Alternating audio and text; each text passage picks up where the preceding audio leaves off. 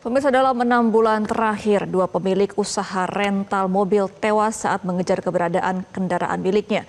Terbaru penembakan bos rental mobil terjadi di res area kilometer 45 Tol Tanggerang Merak setelah sebelumnya bos rental mobil di Pati, Jawa Tengah dikeroyok hingga tewas saat mencoba mengambil mobil miliknya. Bagaimana sebetulnya ajaran agama mengatur pinjam-meminjam? Berikut laporan jurnalis Metro TV Ica Ervina bersama Pastor Paroki Santa Tersia Bongsari Semarang Romo Didik Cahyono SJ.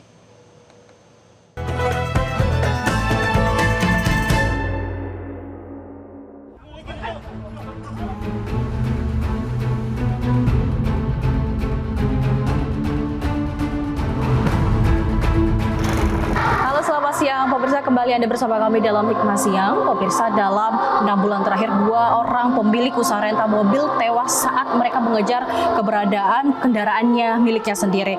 2 kejadian tersebut berada di Pati, Jawa Tengah, dan yang terakhir terbaru adalah di Tanggerang, Banten.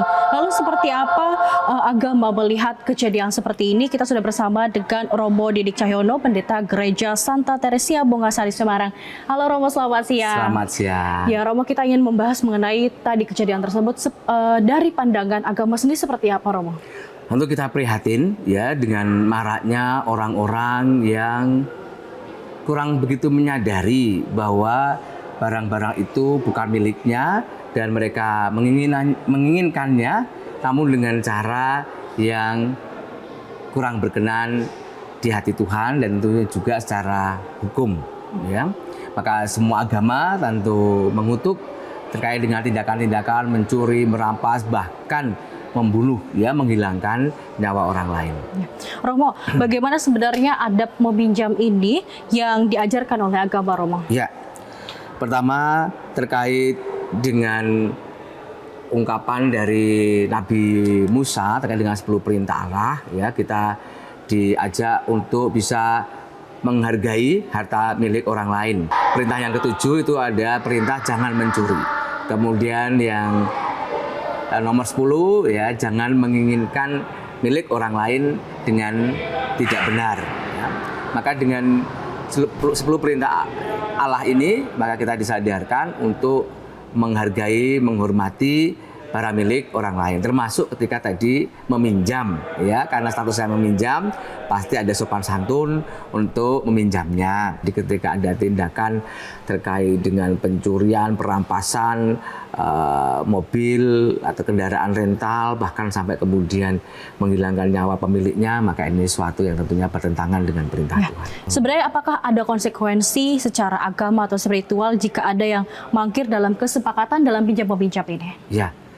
Tentu ada konsekuensi, ya, ketika kita meminjam kemudian tidak bisa mengembalikan, tentunya terkait dengan kesadaran bahwa kita ini kan hidup tidak hanya di dunia ini saja. Dalam pandangan agama-agama, khususnya agama Kristiani, kita juga menyadari adanya hidup sesudah kematian istilahnya, ya. Maka ketika kita itu melanggar, ya, terkait dengan pinjam meminjam dan kemudian bahkan juga tindakan-tindakan yang tidak sesuai dengan perintah agama, pasti ada konsekuensi terkait dengan kehidupan kita sesudah menjalani kehidupan di dunia ini.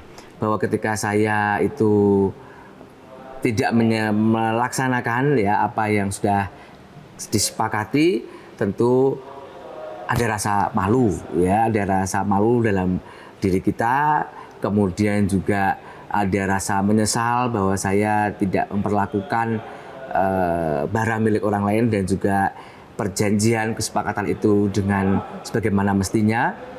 Maka ya, secara pribadi harapannya kita punya hati nurani, ya, kita punya suara hati untuk kemudian menyesal, mengakui kesalahan kita, ya.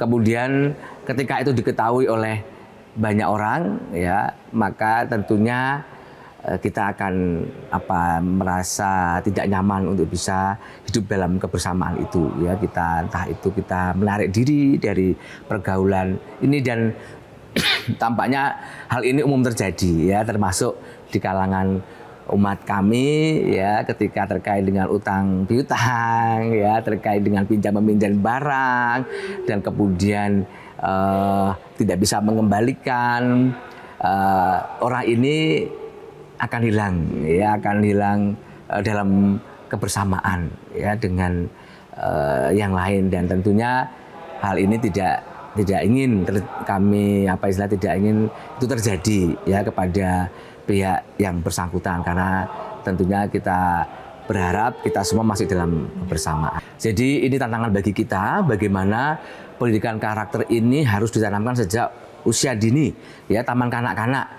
Taman kanak-kanak itu penekanannya pada nilai-nilai pembiasaan ya. Jadi sejak kecil kita harus disadarkan terkait dengan tata krama ya, adat istiadat terkait ketika kita meminjam barang milik orang lain. Kita harus mengkomunikasikan dengan mengatakan saya pinjam, kemudian ketika saya sudah selesai dikembalikan, mengucapkan terima kasih, dan termasuk ketika entah itu merusakkan, entah itu menghilangkan, juga kita harus berani datang kepada pemilik untuk mengungkapkan rasa sesal ya, rasa bersalah, minta maaf ya. Nah, ini memang nilai-nilai yang harus ditanamkan sejak dini. Ya. Romo, ini terkait dengan bagaimana sebaiknya agar hal ini, pencurian ini atau memang sampai melakukan tindakan yang tidak baik ini agar tidak terulang kembali, seperti apa Romo? Ya, pertama ada banyak faktor yang bisa kita terapkan. Pertama, pembinaan dari keluarga. Dari keluarga sendiri harus menanamkan nilai-nilai karakter budi pekerti ya yang baik. Kemudian dia pihak sekolah juga dengan penekanan-penekanan terkait dengan penghargaan pada milik orang lain. Kemudian ketika secara internal istilahnya kita sudah mengupayakan penanaman nilai tersebut dan juga norma-norma yang ada, maka kemudian juga tentunya hukum sendiri, peraturan yang mengatur hidup bersama terkait dengan kepemilikan orang lain dan konsekuensi kalau kita melanggar ya, pinjam meminjam, kemudian mencuri, membunuh. Saya kira harus ada peraturan hidup bersama ya, ada hukum-hukum yang harus ditegakkan ya. Jadi kami menekankan bahwa yang jadi umat Katolik, umat Kristiani itu harus unggul ya, harus berkarakter baik, harus menjadi teladan ya. Maka ketika itu kami tekankan termasuk terkait dengan kejujuran ya. Karena saya selalu menekankan bahwa banyak orang Katolik itu dipercaya untuk mengelola keuangan, maka orang Katolik dipercaya, dikenal sebagai orang yang jujur dan bertanggung jawab, maka terus dipertahankan. Maka terkait dengan pencurian, pembunuhan, saya kira itu tidak dibenarkan. Maka sebagai umat Katolik, hal itu harapannya tidak dihidupi oleh umat Katolik, umat Kristen, dan juga tentunya seluruh masyarakat. Ya, baik Romo, terima kasih banyak atas perbincangan kali ini terkait dengan pinjam meminjam, dan memang yang paling penting poin dari Romo Didik ini adalah terkait dengan bagaimana kita harus bertanggung jawab atas ketika kita meminjam, kemudian selain itu kita harus punya rasa malu ketika memang kita akan melakukan tindak pencurian itu. Dari Semarang, Jawa Tengah, Ica Ervina, Novi Andrea, Metro TV. Terima kasih. Terima kasih banyak. Mari Romo, kita sudah. Oke.